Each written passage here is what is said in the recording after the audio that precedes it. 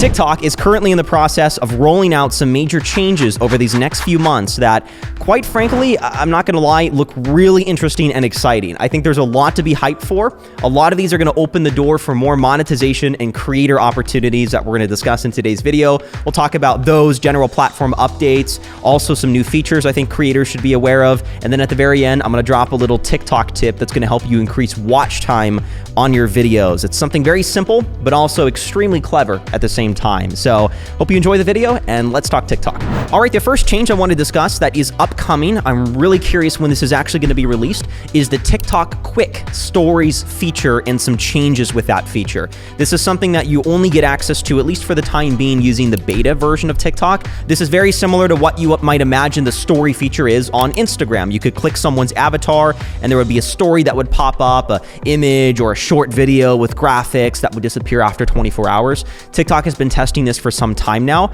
And traditionally, what you would see when you would log on to the beta version of TikTok is there would be a little sidebar on the app, and you could browse through stories of the friends that you follow or other creators you want to keep tabs on. Now the stories, or what TikTok unofficially calls the Quick feature, is going to be integrated more into your For You. You can scroll through the stories that are going to be in this mix of content that you see on the For You page. There's going to be a little blue label above their username that's going to designate it as a story. And if you click the story, you can see multiple stories that are in that sequence, kind of like you could do when you click on a playlist on someone's profile. You see all the videos that fall under that category. I'm not exactly sure what the timeline, the date is for TikTok releasing this to everyone, but I think it's really going to be an interesting step forward in the personality and sort of the insight, the window into someone's life that you can share that they don't think deserves a video on their grid in and of itself. They can give updates, they can share little tips, tactics. The next feature that I think is worthy of a discussion is the Repost feature on TikTok. The Repost feature, I swear I'm not beating the dead horse here.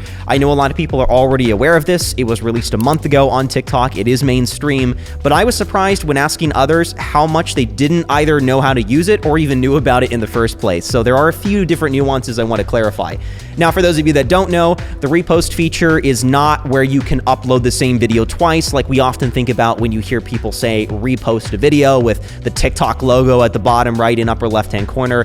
What the Repost feature is now is where you can reshare someone else's video onto your feed. When you choose to repost a video on TikTok, it doesn't work the same way as a tweet does on Twitter, where it actually is seen by your entire audience. On TikTok, it's only shown to your friends, so don't think your entire 100,000 followers are going to see this video that you thought was maybe good for that particular morning. It also doesn't show up on your grid either, so don't worry about cluttering up your profile at all. All it really is simply an easy way for you to boost the visibility of a video that you've been recommended algorithmically that you want more people to see. If you want to access this feature, all you have to do is go onto any video on the For You feed, click the little arrow at the bottom right-hand corner, and then there's the little repost yellow circle that pops up. You can click that, and you can go through the process of resharing the video to your friends. Now, keep in mind, very important clarification here, users are only going to see reshared videos that have already been shared before.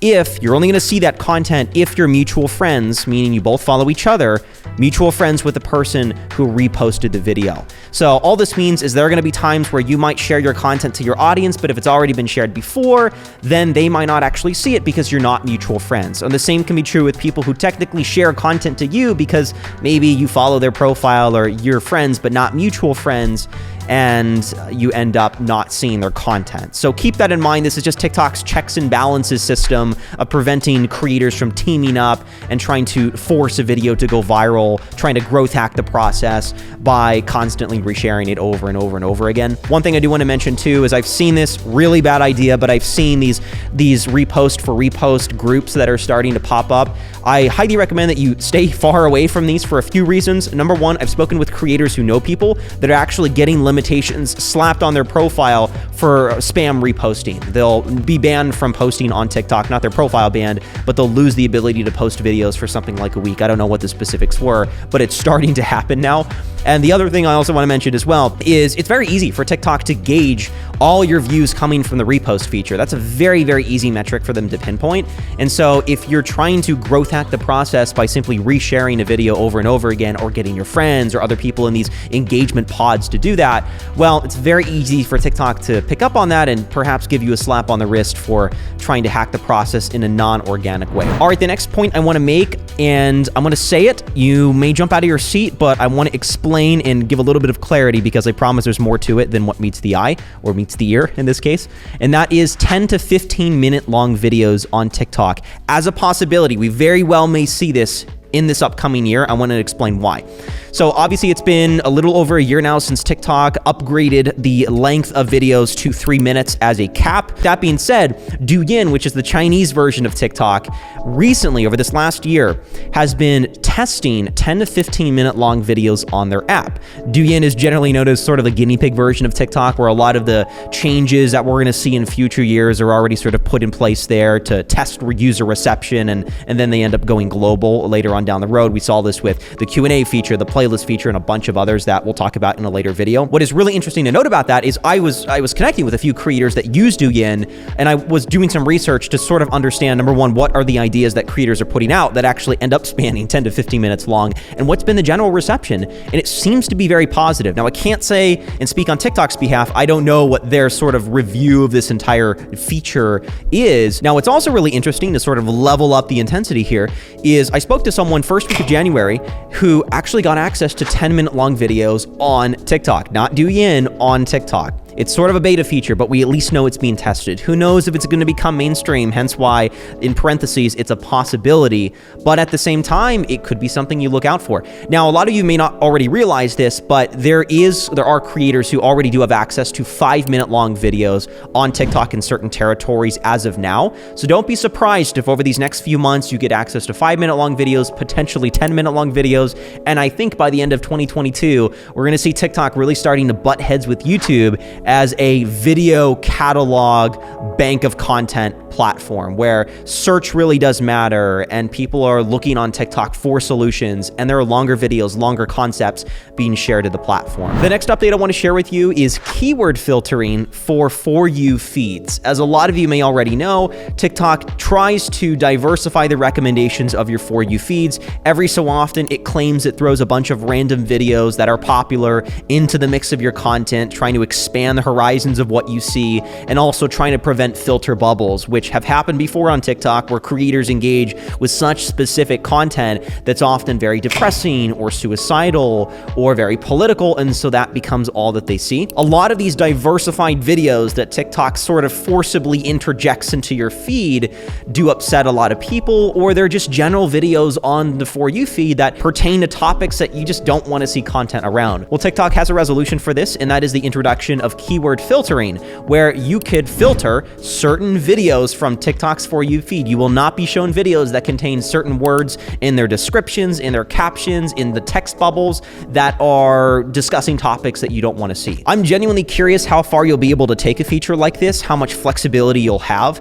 I mean, theoretically, couldn't you just ban the word TikTok and freaking Thanos snap 50% of all videos on the platform from ever being seen by your eyeballs on your feed? Who knows? I don't know how much flexibility you have or what the release date for this feature is, but I'm assuming it'll likely be a mainstream feature available for most creators to use. All right, the next thing I want to share with you, which is going to be really a unique opportunity for a lot of you larger accounts and larger creators out there, is the TikTok Creative Exchange program, or the TikTok Creative Exchange platform. One of the biggest transitions that we saw over this past year was just the sheer influx of brands, businesses that we saw leveraging TikTok for sponsorships, campaigns, advertisements, and for better or for worse, that momentum is only going to continue over this next year. I'm 100% confident that we are far from seeing the peak day of advertisements and money being spent by brands on TikTok. Heck, we even have young adults that are building businesses from scratch on TikTok and generating $85,000 a month. And near where I live, every month it seems I find a new mom and pop shop that's near me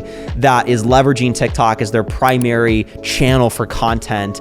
And none of that's going to be slowing down anytime soon. And TikTok is looking to take this a step further and make this process more frictionless and easier for creators and brands by introducing the TikTok Creative Exchange platform. What the Creative Exchange really is just a platform for brands and businesses to leverage where they can have access to a wide range of creative partners, which can be creators, that they can partner with for an advertising campaign or advertisements that they run on TikTok.